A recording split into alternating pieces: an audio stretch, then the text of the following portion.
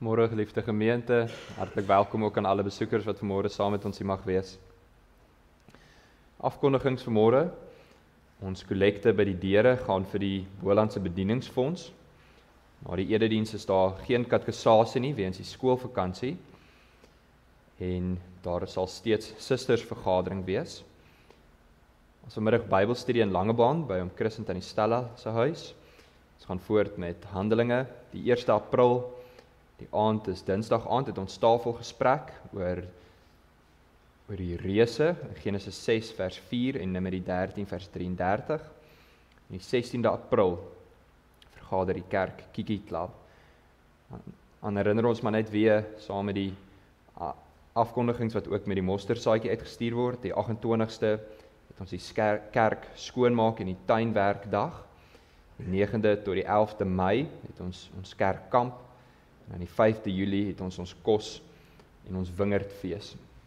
Ons sou na die afloop van die erediens gesprek daaroor gehad het, maar die kerkraad het besluit dat ons sal wag vir as daar 'n bietjie meer mense is na die skoolvakansie.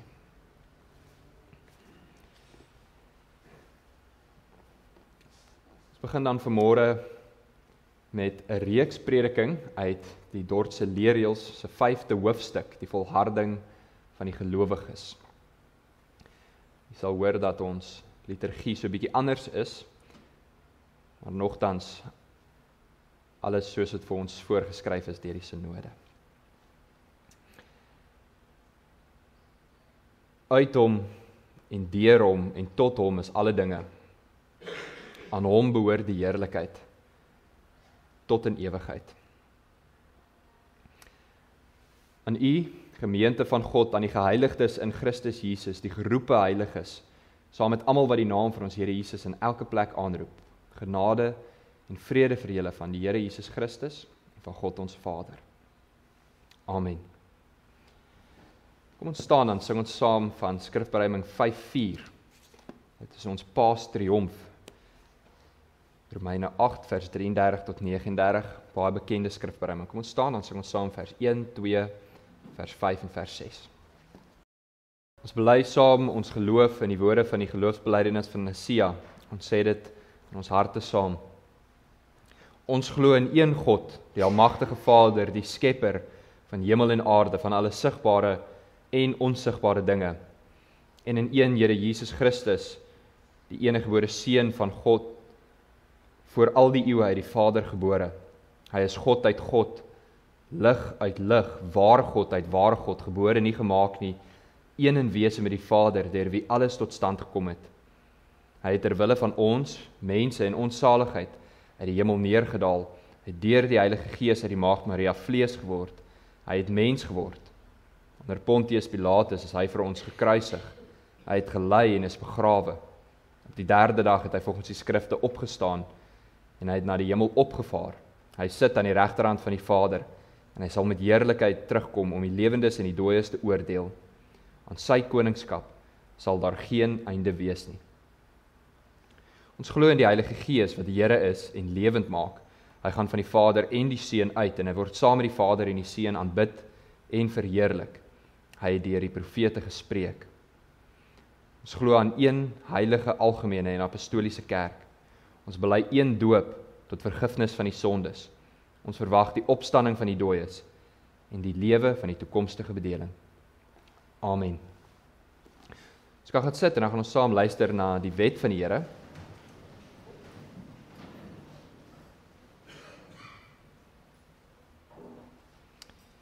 Die wet van die Here vanuit Eksodus hoofstuk 20.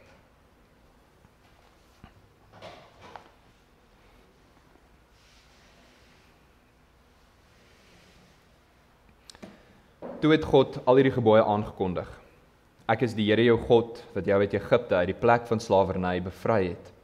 Jy mag naas my geen ander gode hê nie. Jy mag nie vir jou 'n beeld of enige afbeelding maak van wat in die hemel daarbo, of op die aarde hieronder, of in die water onder die aarde is nie. Jy mag hulle nie vereer of dien nie, want ek, die Here jou God, eis onverdeelde trou aan my. Ek reken kinders die sondes van hulle vaders toe, selfs tot in die 3de en 4de geslag van die wat my haat. Maar ek betoon my liefde tot aan die 1000ste geslag van die wat my liefhet, en my gebooie gehoorsaam. Jy mag die naam van die Here jou God nie misbruik nie. Die Here sal die een wat sy naam misbruik, nie ongestraf laat bly nie. Sorg dat jy die Sabbatdag heilig hou. 6 dae moet jy werk en alles doen wat jy moet, maar die 7de dag is die Sabbat van die Here jou God, dan mag jy geen werk doen nie. Nie jy of jou seun of jou dogter, of die man of vrou wat vir jou werk, of enige dier van jou, of die vreemdeling by jou nie.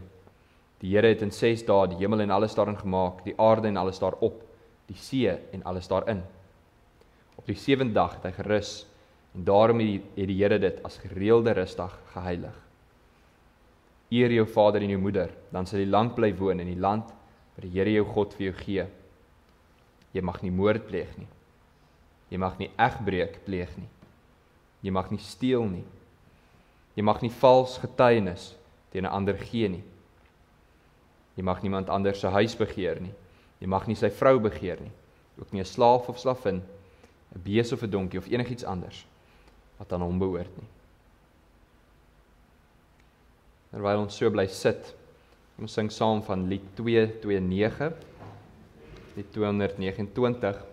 Die melodie is vir ons so 'n bietjie onbekend. Ons sal Tannie Marlene om dan net vir ons een keer deurspeel, asseblief.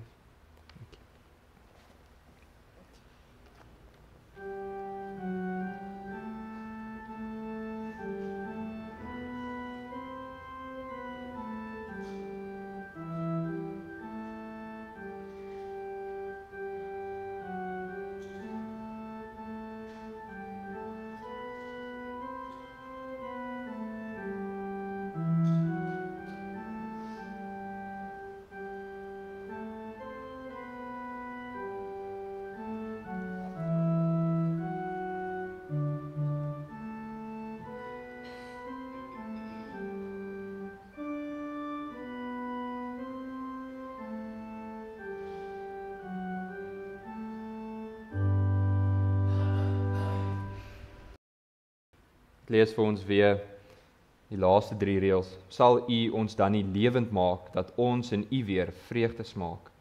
Skenk ons tog U heil, o Here. Kom ons bid saam. Ons almagtige God en ons hemelse Vader, Here, nederig kom ons voor U en die besef dat ons onwaardig is om in onsself enige goeie te doen. En uit onsself is daar niks wat ons kan bring, sodat ons U kan nader nie. Daarom nader ons U vanmôre, nie uit ons eie krag nie, nee Here, allermins, ons nader U in die naam van ons Here Jesus Christus. En daarom ook met vrymoedigheid. Want in Hom weet ons dat ons vrye toegang het tot die troon van genade. Dat U reeds vir ons deur U Seun die weg gebaan het, die weg deur die voorhangsel, dit is die liggaam van U Seun, dat hy sy bloed vir ons gestort het, en dat ons vergewe is, geheilig is, rein gemaak is. Dankie Here dat ons, soos U gemeente ook mag saamkom, dankie dat ons tot U mag sing, ons sonde mag bely, ons harte ondersoek wanneer ons die wet lees, dat ons U mag loof oor die verlossing, en dat niks ons kan skei van U liefde nie. Dankie dat ons vanmôre na U woord mag gaan, om ook weer daaruit te leer wie U is, en wie ons is.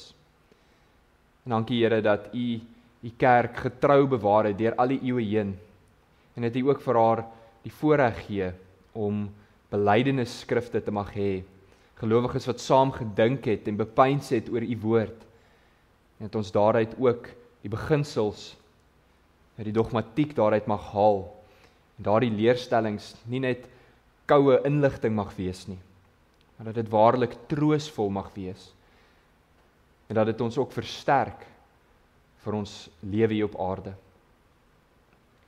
As U strydende kerk, besef ons, daar soveel is wat ons nog ontbreek, soveel wat ons nog nie het nie.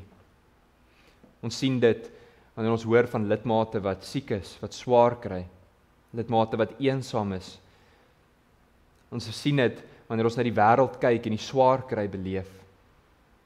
Ons sien dit wanneer ons na ons eie sonde kyk en wanneer ons daarmee worstel in die versoekings en die verleidings van die Satan.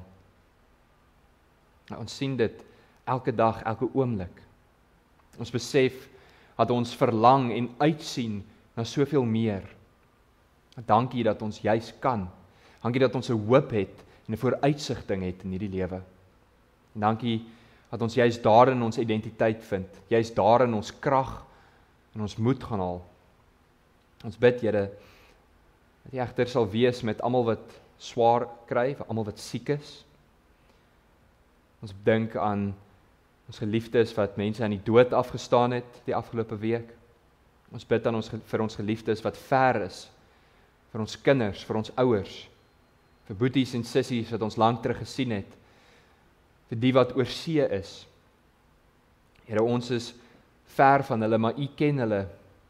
U is tog ook naby aan hulle, net soos U naby is aan ons, by ons is. Nou, U beloof, net voor U hemelvaart beloof U dat U altyd met ons sal wees, tot die volëinding van die wêreld. En dit is ook ons troos vir ons geliefdes.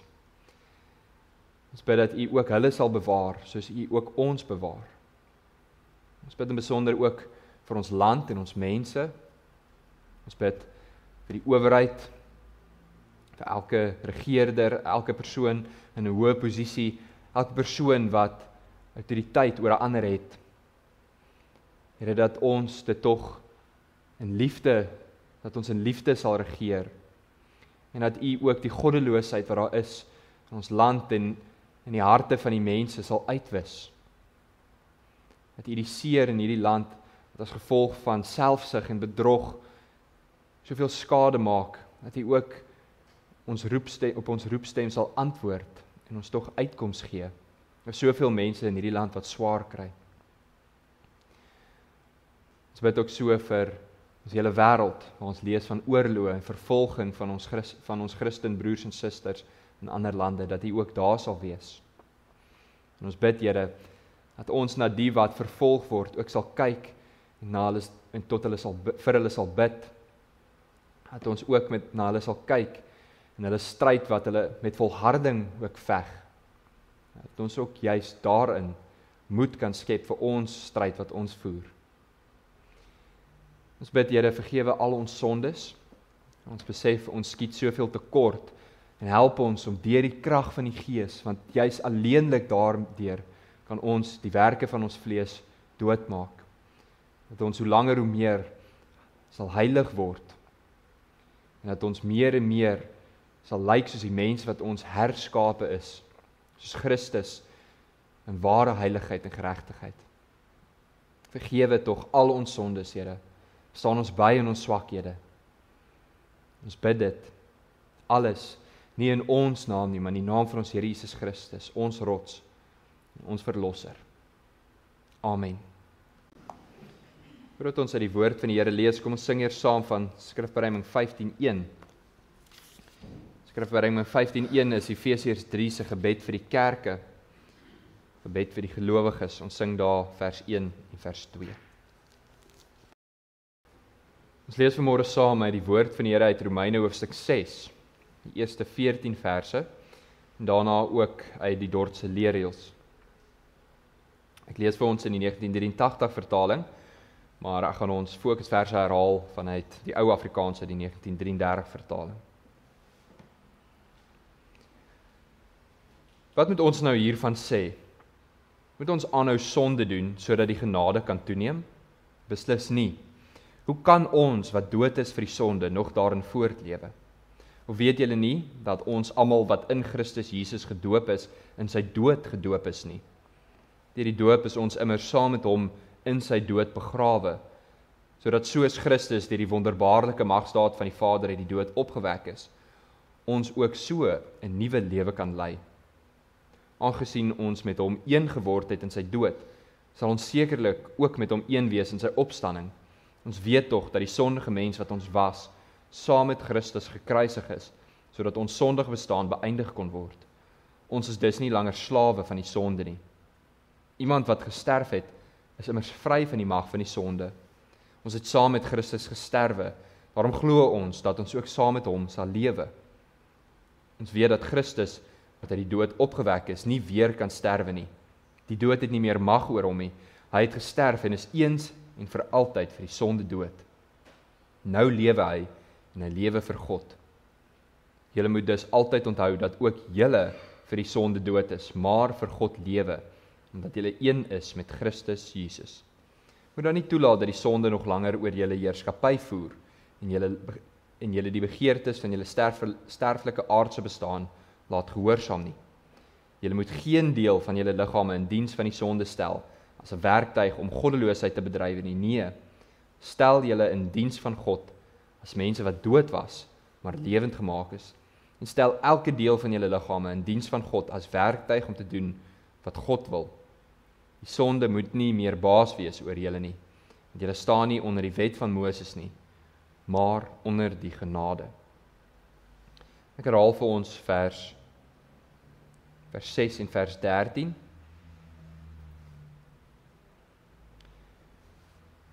Aangesien ons dit weet, dat ons ouë mens saam met Christus gekruisig is, sodat die liggaam van die sonde tot niet gemaak sou word, en ons nie meer die sonde sou dien nie.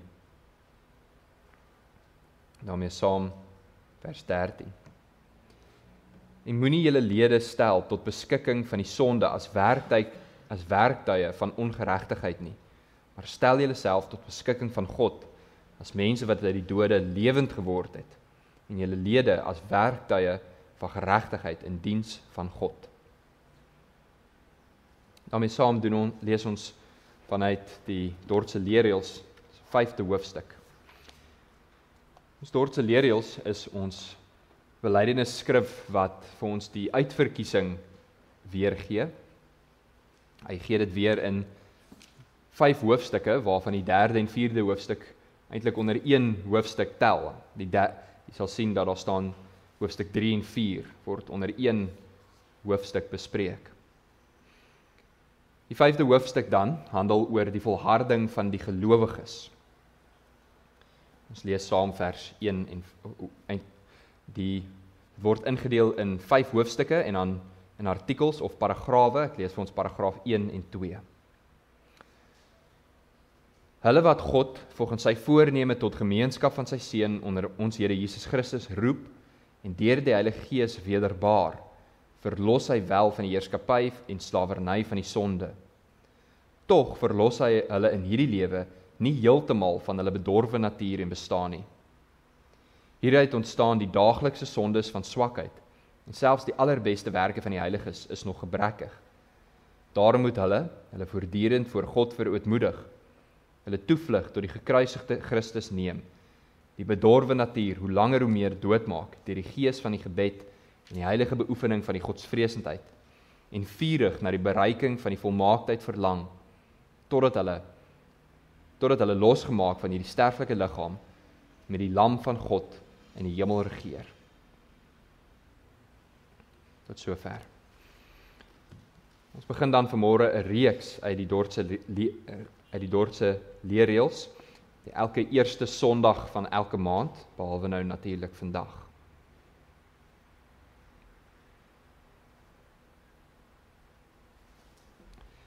Liefdes in ons Here, die Heilige Gees gee vir ons 'n wonderlike beskrywing, 'n wonderlike beeld waarmee ons Christendom uitgebeeld word.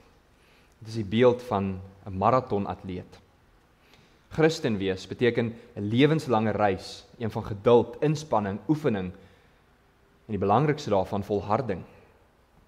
Die Hebreërskrywer sê, laat ons elke las aflê en ook die sonde wat ons so maklik omring en laat ons met volharding die wedloop loop wat voor ons lê, die oog gefestig op Jesus. Paulus sê in 1 Korintiërs 9 vers 25 dat 'n aardse atleet hardloop vir 'n verwelklike kroon, 'n krans wat hy ontvang, maar wat weer sal vergaan.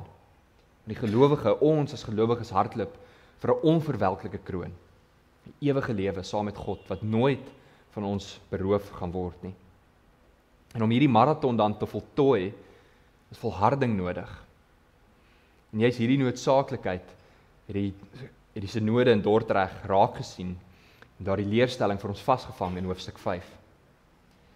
Nou, as ons nou eerlik gaan wees, is daar waarskynlik net 'n handjievol gereformeerde gelowiges wat al ooit deur die Dordtse leerreëls gelees het. En tog ken die meeste van ons die inhoud van die 5de hoofstuk. In kort bely ons dit. Ons verlossing wat God vir ons gee, is 'n ewige en 'n vaste verlossing. Dis ewig, dit van die begin van die aarde reeds besluit, dis in Christus volbring en sal duur tot in alle ewigheid. En vir elkeen wat glo, is dit 'n vaste verlossing wat van niemand af beroof kan word nie. Dalk het jy al gehoor van die woorde een keer verlos, altyd verlos. En dit is 'n waarheid wat ons as gereformeerdes bely, 'n waarheid wat ons met vrymoedigheid en eintlik met heelhartigheid kan vashou, want dit is ontsaglik troosvol vir ons. Ons moet ook reg verstaan wat ons hiermee bedoel. Beteken dit dat ons wat nou verlos is net kan lewe soos ons wil? Nee. Beteken dit dat ons hier op aarde sonder sonde gaan wees? Nee. Beteken dit dat ons nooit gaan twyfel, struikel of selfs val nie? Ook nie. Die 5de hoofstuk van die Dordtse leerreëls begelei ons dan tot die regte verstaan van hierdie belydenis. Ons as Christene is besig op ons marathon, op pad na die volëinding. Ons moet dit hardloop met volharding, maar die oorwinning is reeds behaal. Ons kyk vanmôre na 3 punte wat hoofstuk 5 vir ons gee. Eerstens vrygemaak, tweedens ons versoeking en ons frustrasie, en in die derde plek voortdurende volharding. Hoofstuk 5, artikel 1 begin met hierdie wonderlike woorde. Hulle wat God volgens sy voorneme tot gemeenskap van sy Seun, ons Here Jesus Christus roep, deur die Heilige Gees wederbaar, verlos hy wel van die heerskappy van die slawerny en die sonde. Die 5de hoofstuk begin nêrens anders as met die evangelie nie. Die fokus op dit wat God doen, hy alleenlik gedoen het. Ons verlossing kom nie uit onsself nie, dis die werk van God drie-enig. Dan bely ons dit so in kort. Volgens God se voorneme het hy ons geroep, wederbaar en verlos van die slawerny van die sonde. Met hierdie kort uiteensetting vat dit eintlik die hele leerstelling van die Dordtse leerreëls tot op hierdie punt saam. Met ons gedagtes eintlik terugvat na elke hoofstuk wat ons van tevore al gelees het. Dit begin daarby dat God voor die grondlegging van die aarde gelowiges uitverkies het. Nou, hy het die besluit gemaak sonder ons insette, dis in sy eie wil, volgens sy eie voorneme, volgens sy ewige genade wat hy daardie besluit gemaak het. Nou, om ons dan te verlos, het hy sy Seun, ons Here Jesus Christus, na hierdie wêreld toe gestuur. Dis die tweede punt.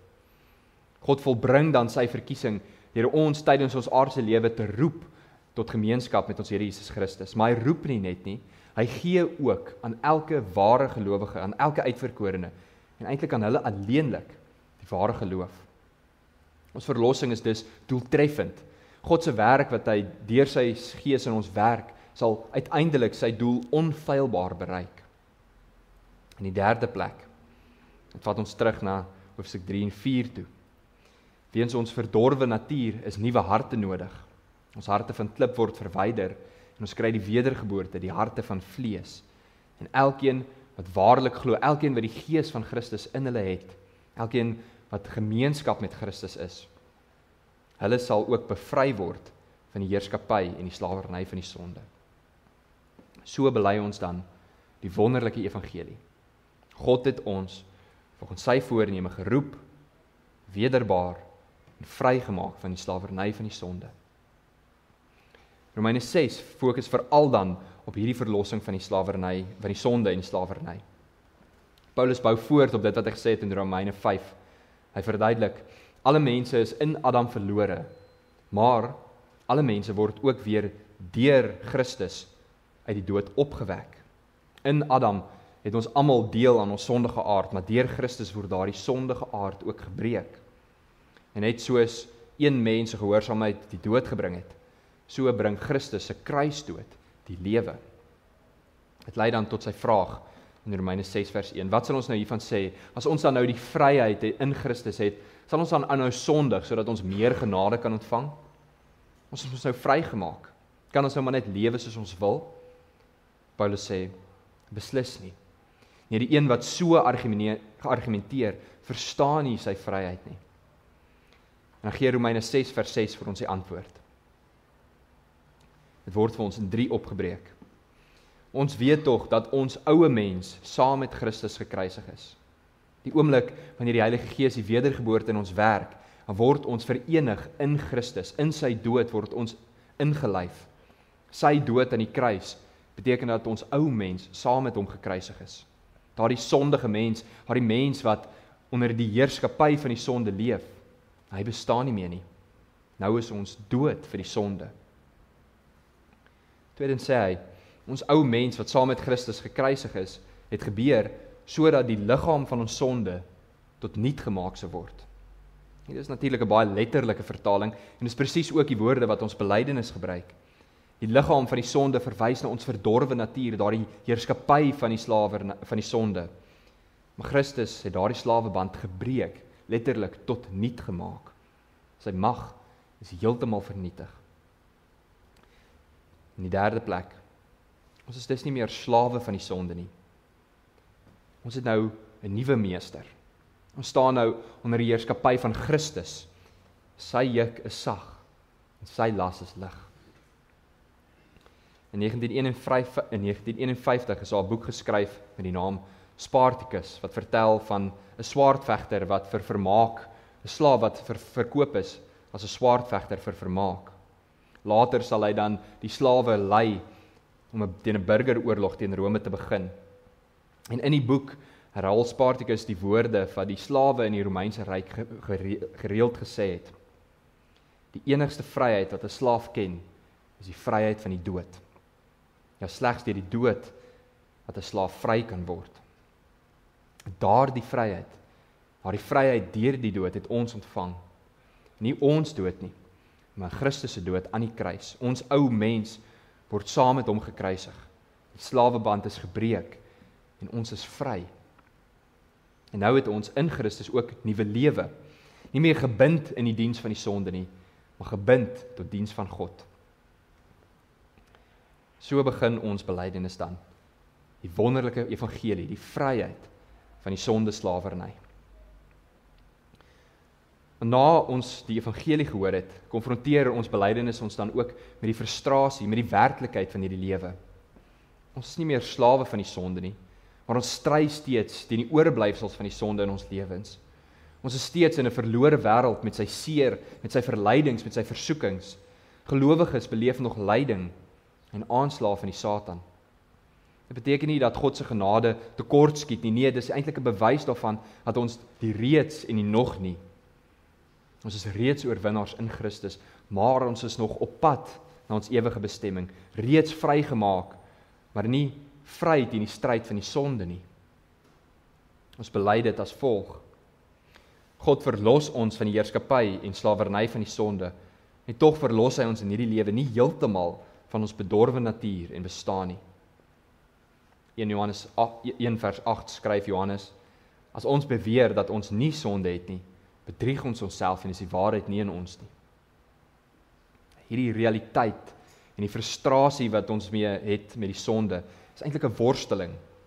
Paulus sê in Romeine 7 vers 19 tot 20: die goeie wat ek wil doen, dit doen ek nie, maar die slegte wat ek nie wil doen nie, dit doen ek. So vind ek hierdie wet in my: ek wil die goeie doen, maar al wat ek doen, is die slegte.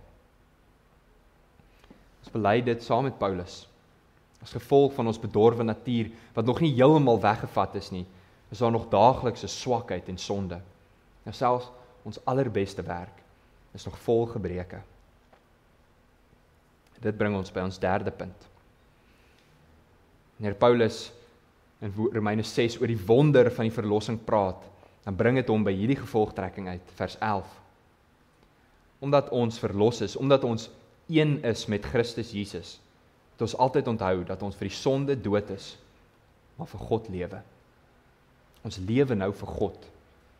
Daarom moet ons nie ons sterflike aardse bestaan gehoorsaam nie. Trouwens, Paulus vermaan ons moet geen deel van ons liggaam in diens van die sonde stel nie.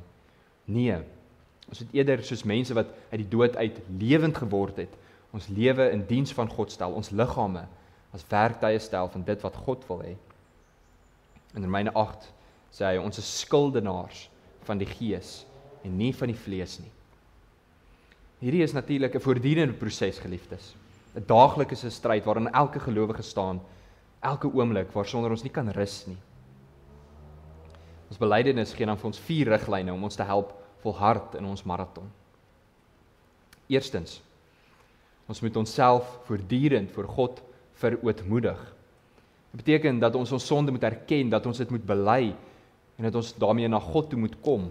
Soos Dawid in Psalm 51 sê hy, wees my genadig o God in die troue liefde, wis uit my oortreding en u barmhartigheid. Ek het teen u gesondig. Vergewe my.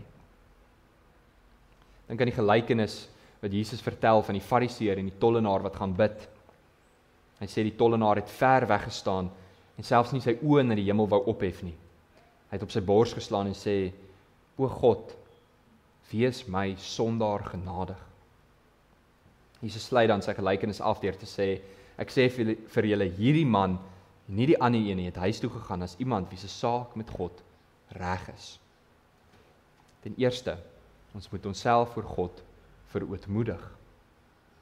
In die tweede plek, ons moet voortdurend ons toevlug by die gekruisigde Christus vind. Die realiteit van ons sonde help ons om te besef en maak ons eintlik besef, maak dit duidelik dat in onsself is daar geen hoop nie. Daarom moet ons voortdurend tot Christus vlug. Ons moet smag na sy verlossing, weer by die voete van die kruis gaan lê, daar by ons rots en ons verlosser skuil. In die derde plek, ons moet hoe langer hoe meer ons bedorwe natuur doodmaak. Hierdie proses staan ook bekend as ons heiligmaking. Deur die Heilige Gees werk die Here in ons om ons sondige natuur dood te maak. Paulus sê in Romeine 8 vers 11, dat dit alleen deur die Gees van God is wat ons teen hierdie sterflike bestaan kan stry. Ons belydenis sê dan, deur die Gees werk God heiligmaking in ons hart, deur sake soos gebed, beoefening van godsvreesendheid en 'n ywer tot vroomheid. Ons moet nooit dink dat hierdie dinge uit eie krag gedoen word nie. Wanneer ons versoek word, moet ons besef dat dit deur die Gees van God is wat ons kan stry. Wanneer jaloesie en haat en woede in ons hart opkom, moet ons bid dat God ons sal versterk vir daardie stryd. Jesus het ons immers beveel om te bid, lei ons nie in die versoeking nie, maar verlos ons van die bose. Dit is deel van ons opdrag as die strydende kerk. Ons moet saamkom as God se volk om te luister na sy woord vir die versterking van ons geloof. Ons moet nie wegbly van die bediening van die sakramente nie. Ons moet mekaar bemoedig, aanmoedig, vir mekaar bid en ook mekaar aanspreeklik hou. Die vierde riglyn. Ons moet vurig verlang om uiteindelik vry te wees van hierdie sondige bestaan. Paulus sê in Romeine 8 vers 22 en 23 dat selfs die skepping sug met pyne van verwagting vir die verlossing van hierdie bestaan. En nie net die skepping nie, maar ook ons wat die Gees van God ontvang het. Ons sug ook. Ons moet daarna verwag, daarna uitsien, ons moet verlang in die dag wanneer God ons vir altyd sal vrymaak van hierdie seer, van die lyding, van hierdie sonde. 'n Dag dat ons nie meer op die aarde sal wees nie, maar saam met die Lam in ewigheid sal regeer. Geliefdes, kom ons sluit af. Hoe lyk die lewe van 'n Christen wat besig is om die marathon van die geloof te hardloop? Is een van volharding, een van spanning, een van die reeds en die nog nie. Ons is reeds deel en ons het reeds deel in ons oorwinning van Christus. Ons vier reeds ons oorwinning. Maar terwyl ons dit vier, is ons voortdurend, gedurig besig om te swoeg en te stry teen die sonde. Ons is besig om te verlang na dit wat ons nog nie het nie. Ons is reeds vrygemaak van die heerskappy van die sonde, maar ons lewe steeds in 'n wêreld van slawerny, van sonde, van versoekings. Die verlossing wat God ons skenk is egter vas en seker. Dit is nie afhanklik van ons eie pogings nie, is gegrond in sy ewige verlossingswerk. En daarom word ons tot voortdurende volharding geroep. Ons gereformeerde belydenis is een van troos ten diepste. Ons volharding is nie uit ons eie krag nie. Ons is in die krag van hom wat beloof het om ons staande te hou tot aan die einde. Ons diens in die Here is nie te vergeefs nie. Paulus sê in Filippense 1 vers 6, ek is veral daarvan oortuig, dat God wat die goeie werk in ons begin het, dit end uit sal voer, en dit sal voleindig, op die dag wanneer Christus Jesus weer kom. Juist daarin lê ons troos. Amen. Kom ons bid saam. Ons God en ons hemelse Vader, dankie dat ons mag bely dat U ons reeds verlos het van die slawerny van die sonde. Ja, dat U reeds U verlossingswerk voltooi het. Maar dat ons nog wag vir die volëinding. Ja, dat U reeds U seun gestuur het, maar dat ons nog nie die volmaakte verlossing van ons sondes ontvang het nie. Dat ons nog in die realiteit leef in hierdie wêreld, hierdie gebrokenheid, en dat ons dag na dag daarteen moet stry. Ons bid, Here, werk in ons harte, werk deur U Gees in ons, dat ons hoe langer hoe meer heilig sal word. Ons sal word na die beeld van die volmaakte mens waartoe U ons herskep het. Ons bid, Here, vergewe ons wanneer ons in ons stryd teen die sonde, wanneer hierdie voortdurende worsteling teen die sonde, wanneer ons soms vervlou in ons ywer, wanneer ons soms soveel gebreke beleef. Staan ons by, Here, dat ons as die kerk waarlik U sal verheerlik, deur daagliks sal doen waartoe U ons roep, sal word wie U ons gemaak het in Christus, sodat ons sal volhard, en nie uit eie krag nie, maar in die groot krag van U, ons Here Jesus Christus, van sy Gees. In sy naam bid ons dit. Amen.